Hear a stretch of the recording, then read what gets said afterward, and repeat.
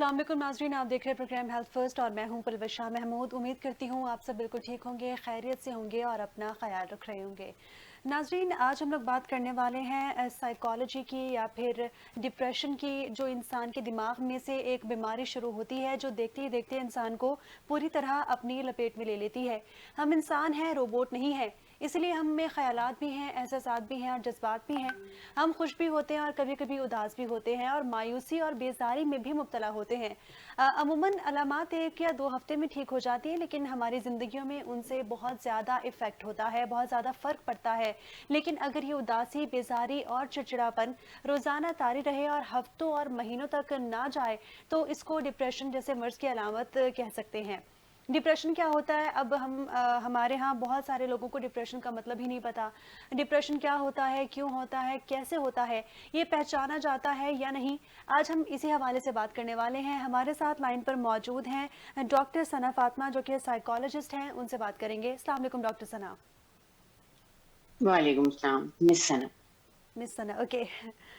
जिस तरह हम लोग बात कर रहे हैं डिप्रेशन के हवाले से या फिर मेंटल डिजीज के हवाले से, मैं आपसे जानना चाहूंगी कि डिप्रेशन क्या होता है डॉक्टर? मिस सना, सॉरी। बेसिकली परवेशा, डिप्रेशन को अगर हम देखें तो अ, हम हमारी सोसाइटी में, क्योंकि हम एक तो मेंटल हेल्थ से अवेयरनेस बहुत कम है। और दूसरी बात ये कि हमारे यहाँ शायद कल्चरली बहुत सारे ऐसे रवैये हैं जो हमें अब नॉर्मल नहीं लगते, ठीक। जिनको हम आम जिंदगी में नॉर्मल रवैयों की हैसियत से देख रहे होते हैं। जैसे मिसाल के तौर पे अगर कोई शख्स अचानक से खुश अखलाक था, ज़िंदगी अच्छी चल रही थी, लेकिन अचानक से उसको गुस्सा ज़्यादा आना शुरू हो गया, वो चिड़चिड़ापन ज़्यादा शुरू हो गया, वो लोगों से उलझ रहा है, छोटी-छोटी बातों पे चिड़चिड़ाहट हो रही है, रिलेशनशिप्स आपस में नाचाकियाँ बढ़ रही हैं या आपस में लोगों से अम, लोगों लोगों की तरफ उसकी बर्दाश्त खत्म हो रही है। हम्म। फिर एक बहुत यूजुअली चीज़ होती है कि हम उदासी को, जैसे अभी आपने कहा कि उदासी महसूस करना एक आम सी बात है और एक इंसानी फितरी बात है। जी। इसमें कोई दो राय नहीं है कि खुश से खुश इंसान भी कभी ना कभी उदास जरूर होता है। लेकिन अगर ये चीजें या उदासी, मायूसी, जिंदगी में अच्छा बुरा सब कुछ होता है, लेकिन ज्यादा फोकस अगर नेगेटिव चीजों की तरफ हो रहा है या ऐसे इवेंट्स की तरफ हो रहा है जो डिसअपॉइंटिंग हैं, उनकी तरफ ज्यादा फोकस है, वो ज्यादा महसूस हो रहे हैं। और ये चीजें 2 हफ्ते से ज्यादा चल रही हैं। 2 हफ्ते, एक डेढ़ हफ्ता, 2 हफ्ते, ये वो ड्यूरेशन है जिसमें आमतौर पे इमोशंस सेटल डाउन हो जाते हैं। ठीक। कभी खुद से हो जाते हैं, कभी सोशल सपोर्ट सिस्टम की वजह से हो जाते हैं, कभी आपको कोई और कोपिंग स्किल मिल जाती है जिसकी वजह से हो जाती है। लेकिन अगर ये 2 हफ्ते से ज्यादा चल रहा है, 2 हफ्ते से ज्यादा मूड स्टेबल नहीं हो पा रहा, बहुत ज्यादा उदासी हो रही है, छोटी छोटी सी बात बुरी लग रही है। बाज दफा कुछ लोगों को फिजिकल सिम्टम्स भी होते हैं, जैसे रोशनी बुरी लगना, आवाज बुरी लगना। जी। आहिस्ता आहिस्ता कुछ चीजों की वजह से लोग सोशली आइसोलेट होना शुरू हो जाते हैं, दोस्तियां खत्म होनी शुरू हो जाती हैं, रिश्तेदारों से मिलना जुलना खत्म हो जाता है, गैदरिंग्स अवॉइड करनी शुरू कर देते हैं। इसको हम सोशल आइसोलेशन कहते हैं। ठीक। वो एक्टिविटीज जिनमें पहले आपका इंटरेस्ट था, वो अचानक से आहिस्ते आहिस्ते खत्म हो रहा है, आपका दिल नहीं चाह रहा। पहले आप बहुत शौक से फुटबॉल मैच देखा करते थे और अब वर्ल्ड कप आ गया, लेकिन आपको कोई इंटरेस्ट फील नहीं हो रहा। पहले आप बहुत शौक से पेंटिंग किया करते थे या एक्सरसाइज के लिए जाया करते थे, और अब आप अचानक से जो है वो दिल हट गया, दिल नहीं चाह रहा, बेजारी हो रही है, उकताहट हो रही है। बहुत सारे लोगों को थकावट महसूस होती है, नींद खराब होती है, आप सुबह उठते हैं तो फ्रेश नहीं उठ पा रहे। आपकी नींद नींद आप 8 घंटे की, 9 घंटे की नींद तो ले रहे हैं, लेकिन आप जब उठते हैं तो आप फ्रेश नहीं होते, आपकी हम्म। बॉडी थकी हुई होती है। ठीक। कुछ लोग बहुत ज्यादा सोते हैं, कुछ लोग बहुत कम सोते हैं। बाज दफा हम इन चीजों को मौसम का असर भी समझ रहे होते हैं, बाज दफा हम इन चीजों को थोड़ा सा लोगों को उनकी आदत के तौर पे भी ले रहे होते हैं। लेकिन ये पता ही नहीं चल रहा होता कि वो उस शख्स का टेम्परामेंट है, आदत है, पर्सनैलिटी है, या फिर ये डिप्रेशन के साइंस हैं। बिल्कुल। तो इन चीजों को फिगर आउट करना बहुत जरूरी होता है। और डिप्रेशन जितना जल्दी आइडेंटिफाई हो जाए, उतना जल्दी उसकी मैनेजमेंट बेहतर हो जाती है। ठीक। हमारे यहाँ हमारे आसपास माहौल ऐसा है कि इन तमाम अलामात को जो आपने अभी बताई इनको बहुत ही नॉर्मल समझा जाता है। इन पे इस तरह ध्यान नहीं दिया जाता जिस तरह हमारे यहाँ अगर किसी को बुखार हो जाए या किसी को फ्लू हो जाए उसके लिए मेडिसिन्स लेते हैं, फ़ौरन डॉक्टर को विज़िट करते हैं। डिप्रेशन को बहुत ही एक मामूली चीज़ समझा जाता है। ऐसा क्यों है डॉक्टर, सॉरी मिस सना, ऐसा क्यों है? और ये इसके बढ़ते हुए रेशो की क्या वजूहात हैं? देखिए, इसकी वजह जो मेन वजह है ना, वो ये है कि मैं फिर वही कहूँगी कि इसकी मेन वजह लैक ऑफ अवेयरनेस है। ओके। लोगों को फ़र्क ही नहीं मालूम कि एक आम रवैये में, आदत में, पर्सनैलिटी में और डिप्रेशन में फ़र्क क्या है। आपने अपने इर्द-गिर्द बहुत सारे ऐसे लोग देखे होंगे जिनके बारे में आम तौर पे ये कहा जाता है, यार ये तो है ही चिड़चिड़ा बंदा, हुँ। या इसकी तो बनती ही नहीं है किसी से, या ये तो है ही गुस्से वाला। हम कभी ये जानने की कोशिश नहीं करते कि क्या उसमें ये चेंज अचानक से आया है, या वो पहले से ही ऐसा है, हमेशा से ऐसा रहा है, या अचानक से कोई ऐसी चीज़ हुई है, ज़िंदगी में कोई ऐसा चेंज आया है जिसकी वज़ह से उसमें ये चीज़ें ज़्यादा होनी शुरू हो गई हैं। बाज़ दफ़ा ऐसा होता है कि ज़िंदगी में कोई लॉस हो जाता है, कोई रिलेशनशिप छूट जाता है। बाज़ दफ़ा ऐसा होता है कि सोशल सपोर्ट आहिस्ते-आहिस्ते, ये सारी चीज़ें कंट्रीब्यूटिंग है। मैंने अभी सोशल आइसोलेशन का ज़िक्र किया। जी। सोशल नेटवर्किंग या सोशल सपोर्ट सिस्टम बहुत मेजर कंट्रीब्यूटिंग फैक्टर है किसी भी मेंटल इलनेस से कोप करने का या उसको वर्स्ट करने का। ठीक। आपकी अगर सोशल सपोर्ट सिस्टम अगर अच्छा होता है तो आप मेंटल इलनेस से या मेंटल हेल्थ प्रॉब्लम से आप बेहतर तरीके से कोप भी कर पाते हो। हुँ।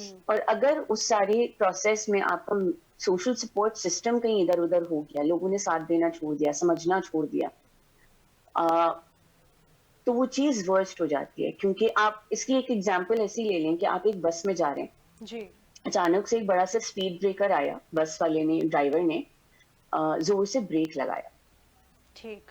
आपके पास इर्द गिर्द आपके पास कोई ना कोई हैंडल, कोई डंडा, कोई ऐसी चीज होगी जिसको आप ग्रिप करेंगे। जी। अगर वो ग्रिप आपसे ले ली जाए तो क्या होगा? आप गिर जाएंगे। हुँ। सही। Social networking, social support system हमारे लिए उस ग्रिप की या उस डंडे की काम करता है, या उस हैंडल का काम करता है, जो अगर जिंदगी में कोई स्पीड ब्रेकर आ रहा है तो हम उसको पकड़ के, उसको ग्रिप करके खुद दोबारा खड़े हो सकते हैं, अपने बैलेंस मेंटेन कर पाते ठीक। हैं। ये एक बहुत मेजर कंट्रीब्यूटिंग फैक्टर है। इसके अलावा फिर हमारे इर्द गिर्द में थोड़ा सा, क्योंकि लैक ऑफ अवेयरनेस भी है और लैक ऑफ, मैं ये कहूंगी कि शायद सेल्फ प्रोसेसिंग भी बहुत कम होती है लोगों में। हुँ।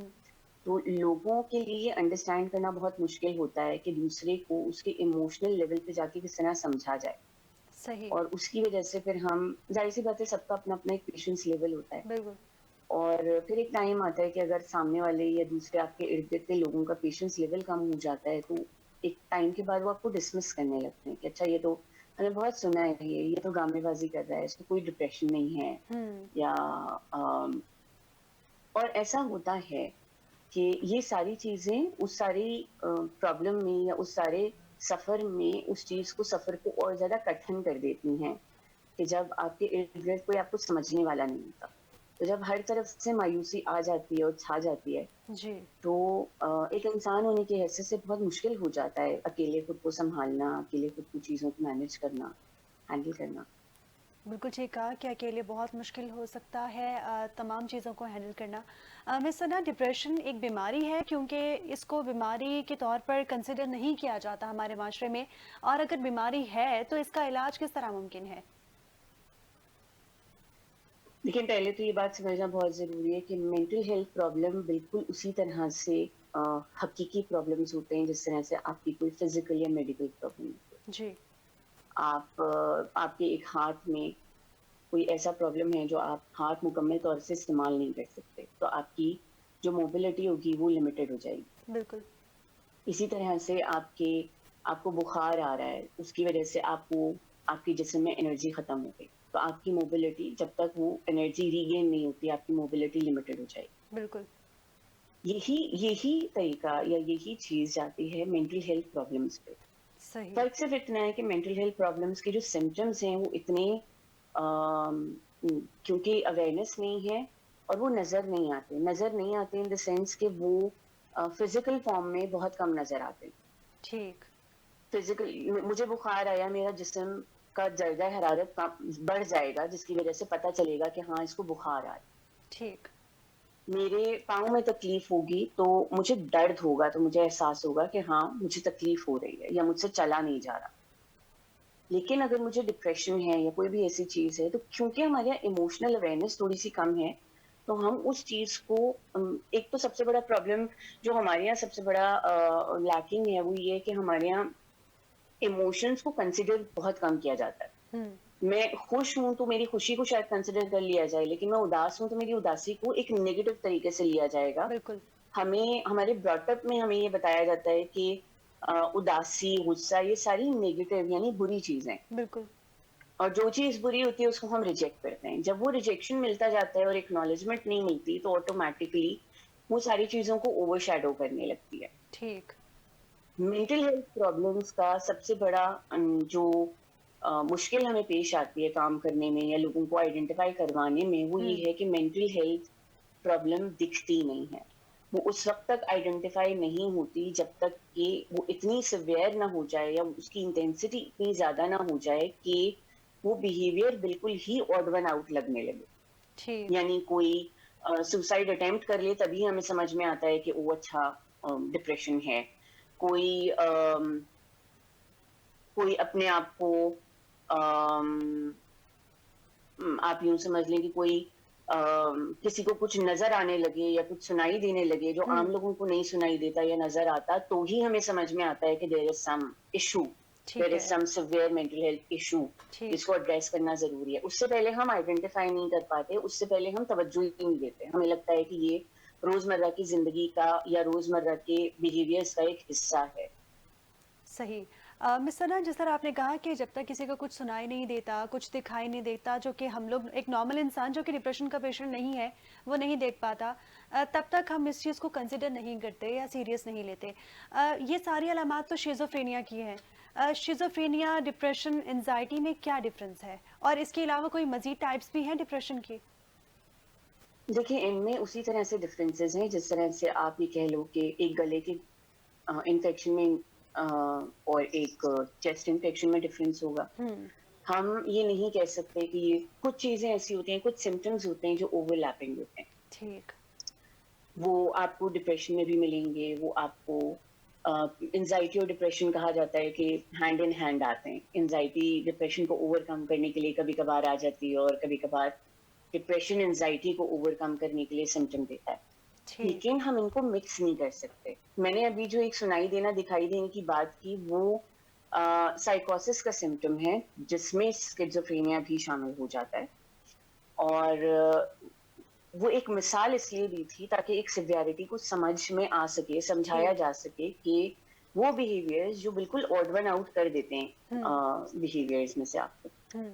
अलग से नजर आते हैं, जो आम लोगों में दिखाई नहीं देते, तब कहीं जाके हमें एहसास होता है कि अच्छा देयर इज समथिंग डिफरेंट। ठीक। उसके अलावा अगर किसी को गुस्सा ज्यादा आ रहा है, अगर अचानक से कोई चिड़चिड़ा होना शुरू हो गया, तो हम उस पर तवज्जो ही नहीं देते हैं। सही। अचानक से कोई गुस्सा ज्यादा करना शुरू हो गया, हम उस पर तवज्जो नहीं देते। अचानक से किसी ने फैमिली गैदरिंग्स में जाना छोड़ दिया या दोस्तों से मिलना कम कर दिया, हम उस पर तवज्जो नहीं देते। अचानक से किसी का दिल पढ़ाई में से उठ गया, हम उस पर तवज्जो नहीं देते। हम्म। अचानक से किसी ने टीवी देखना बंद कर दिया या अपनी फेवरेट मूवीज देखना बंद कर दी, जी। हम उस पर तवज्जो नहीं देते। अचानक से किसी का फेवरेट खाना चेंज हो गया, चेंज होने से मुराद ये कि अगर किसी को उसका फेवरेट खाना बहुत ज्यादा पसंद था और उसमें उसको इंटरेस्ट नहीं फील हो रहा, हम्म। हम उस पर तवज्जो नहीं देते। ये चीजें भी अलहदा हैं एक आम बिहेवियर से। हर वो बिहेवियर जो एक पर्टिकुलर इंसान, फॉर एग्जाम्पल अगर मैं अपने लिए बात कर रही हूँ, तो मेरा एक नॉर्मल बिहेवियर जो जनरल पैटर्न चल रहा है, अगर हम्म। मेरे बिहेवियर में से उससे कुछ डिफरेंट नजर आ रहा है, तो we need to look into it. ठीक। It can be depression, it can be any other mental health problem. सही। मिस सना, दुनिया में अगर बात की जाए, वेस्टर्न कंट्रीज़ की बात की जाए, वहाँ अगर डिप्रेशन या फिर इस तरह की कोई अलामत किसी स्टूडेंट में या किसी भी फ़र्द में पाई जाती है, फ़ौरन उस वो काउंसलिंग की जानिब रुजू करता है, या फिर हमारे आसपास ऐसे बहुत सारे लोग हैं जो काउंसलिंग करने के लिए बैठे हुए होते हैं, पाकिस्तान में ऐसा कोई माहौल प्रोवाइड नहीं किया जाता, पाकिस्तान में ऐसा कोई सिस्टम प्रोवाइड नहीं किया गया कि अगर स्कूल में बच्चों को कोई प्रॉब्लम आ रही है या फिर वर्क प्लेस पे अगर किसी को प्रॉब्लम आ रही है तो उसको समझने के लिए काउंसलिंग करवाई जाए। ऐसे माहौल से कैसे कोप अप कर सकता है इंसान?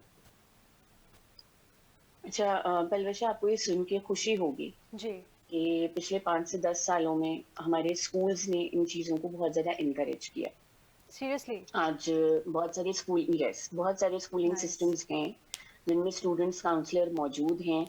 प्रॉपर बच्चों में जहाँ पर भी किसी भी बच्चे में अगर बिहेवियरल इश्यूज नज़र आते हैं, टीचर्स को हुँ, आइडेंटिफाई किए जाते हैं, उनकी असेसमेंट की जाती है, हुँ, including learning disabilities and intellectual problems as well. सही। बिहेवियरल प्रॉब्लम्स पे भी काम हो रहा है, ऐसा नहीं है कि नहीं हो रहा। या हाँ, रेशियो शायद बहुत कम है अभी भी बहुत ज़्यादा आपकी जर्नी बाकी है इसको और आगे ले जाने में, अवेयरनेस देने में। लेकिन अब पिछले 5 से 10 सालों में क्योंकि मेंटल हेल्थ अवेयरनेस पे काम हुआ है, हुँ, तो अब पेरेंट्स भी थोड़े से आई वुड से कि ज़्यादा अवेयर हैं इस चीज़ों के बारे में, आइडेंटिफाई करने में ठीक। बहुत ज़्यादा टाइम नहीं लेते, बहुत ज़्यादा इग्नोर नहीं करते। काउंसलर्स हैं हमारे यहाँ भी, बस हाँ, हमारी पेस थोड़ी-सी स्लो है और उसका एक बहुत major reason lack of awareness, आपकी अम, जिसको कह लें आप स्टिग्मा, हुँ, स्टिग्मेटाइजेशन बहुत ज़्यादा है। आपका पेरेंट्स बाज़ दफ़ा ऐसा भी होता है कि पेरेंट्स समझ तो रहे होते हैं कि there is a problem with their child, but कहीं न कहीं खौफ ये आ रहा होता है कि अगर ये चीज़ पब्लिक चली गई या अगर ये चीज़ आइडेंटिफ़ाई होकर सरफ़ेस पर आ गई, तो हम हुँ, अपने बच्चों को डिफेंड कैसे करेंगे? हुँ, या हम लोगों को कैसे फ़ेस करेंगे? क्योंकि हमारे यहाँ सिर्फ़ बच्चे बुली नहीं होते। अगर आप मेंटल हेल्थ प्रॉब्लम्स को ले लें, तो सिर्फ़ वो बंदा बुली नहीं होता जिसके साथ कोई प्रॉब्लम हो रहा होता है, उसकी फैमिली भी बुली होती है। ठीक। And by bully I mean कि वो क्रिटिसाइज़ होती है, वो शेम होती है, उसको गिल्ट ट्रिप किया जाता है। बहुत सारी जगहों पर, बहुत सारे लोगों में, फैमिलीज़ में मैंने ये देखा है कि अगर फैमिली में कोई एक बंदा मेंटल हेल्थ प्रॉब्लम से गुज़र रहा है, तो उसकी फैमिली को गिल्ट ट्रिप किया जाता है कि तुम लोगों हुँ, ने ख़्याल नहीं रखा, तुम लोगों की वज़ह से वो इस हाल को पहुँचा। कोई स्टूडेंट या कोई भी इंसान अगर खुदा ना ख़ास्ता सुसाइड कर लेता है, तो फैमिली को उस गिल्ट से निकलने ही नहीं दिया जाता कि दे डिड समथिंग रॉन्ग और दे हुँ, निग्लेक्टेड और इट्स देयर फॉल्ट कि उनकी इग्नोरेंस या उनकी निग्लेक्ट की वजह से जो है वो ये इतना बड़ा स्टेप हो गया या इतना बड़ा उनकी लाइफ में इतना बड़ा लॉस हो गया। ठीक। ये एक बहुत बड़ा फैक्टर है जिसको हम स्टिग्मेटाइजेशन कहते हैं हुँ, कि हमें एक मेंटल हेल्थ बुखार को हमें कैंसर भी हो जाए ना तो उसकी भी हमें बड़ी सिंपैथी मिलती है, बिल्कुल। पूरी फैमिली को भी सिंपैथी मिलेगी, जो सफरर है उसको भी सिंपैथी मिलेगी और मतलब हर तरह से उसको अंडरस्टैंड किया जाता है, उस चीज को ठीक। एक्सेप्ट किया जाता है। लेकिन अगर कहीं मेंटल हेल्थ प्रॉब्लम आ जाए, चाहे वो माइल्ड सा ही क्यों ना हो, हुँ, लेकिन जैसे ही आइडेंटिफाई होता है वैसे ही तोपों का सारा रुख जो है वो जो सफरर है वो और उसकी फैमिली की तरफ चल चल पड़ता है। ठीक। उसमें लोग अपनी अपनी कॉन्ट्रीब्यूशंस देखने के बजाय वो सारा मलबा जो है वो उनके ऊपर डाल दिया जाता है और उसकी वजह से ट्रीटमेंट में रेजिस्टेंस आता है। सही। लोग काउंसलिंग पे नहीं जाना चाहते क्योंकि उनको लगता है कि अगर किसी को पता चल गया कि मैं थेरेपिस्ट के पास जा रहा हूँ या काउंसलिंग के लिए जा रहा हूँ, तो लोग हुँ, सोचेंगे मैं जहनी बीमार हूँ। लोग दवाइयाँ नहीं लेते, मेडिसिन नहीं लेते क्योंकि उनको लगता है कि किसी को लग गया कि अगर मैं मेडिसिन ले रहा हूँ तो लोग मुझे पागल समझेंगे। हमारे यहाँ इस चीज़ की अवेयरनेस बहुत कम है कि counselling, therapy, mental health care के लिए पागल होना ज़रूरी नहीं है। पागलपन ठीक। तक पहुँचना ज़रूरी नहीं है। उससे सही। पहले हम अपनी ज़िंदगी में अपने इमोशंस को अगर बैलेंस कर लें, अगर अपने इमोशंस को उतनी तवज्जो दे लें, जितनी तवज्जो हम अपनी मेडिकल प्रॉब्लम्स को देते हैं, तो हुँ, हम उस लेवल तक पहुँच ही ना पाएँ। सही। ठीक। मिस सना, गुफ्तगू का सिलसिला जारी रहेगा। नाज़रीन, हम लोग साइकोलॉजी के हवाले से बात कर रहे थे, एक ह्यूमन साइकोलॉजी जिसको बहुत कुछ फ़ेस करना पड़ता है और बहुत से ऐसे मौके भी आ जाते हैं कि इंसान अपनी मेंटल हेल्थ स्टेबल ना होने की वजह से अपनी जान तक लेने की कोशिश कर लेता है। इस तमाम तर मौज़ू के हवाले से गुफ्तगू का सिलसिला जारी रहेगा, लेकिन वक्त हुआ है एक ब्रेक का।